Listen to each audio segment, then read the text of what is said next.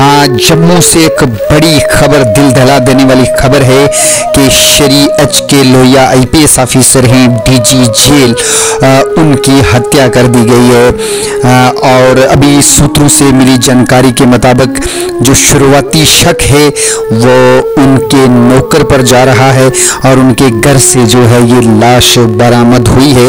और बताया जा रहा है कि HK. Lohia IPS officer, director general of जो पुलिस के ओहदे पर फाइज थे और डीजी जेल थे, उनकी हत्या कर दी गई है।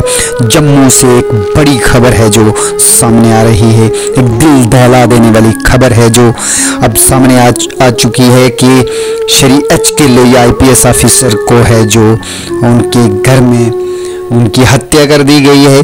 और जो शुरुआती अब तक जो शक है वह उनके नौकर पर गया है और बताया जा रहा है कि उनकी जो है हत्या की गई है।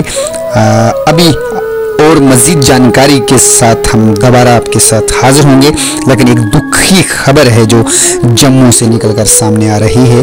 Shri HK. Lohia IPS officer हैं, उनकी मौत हो गई है।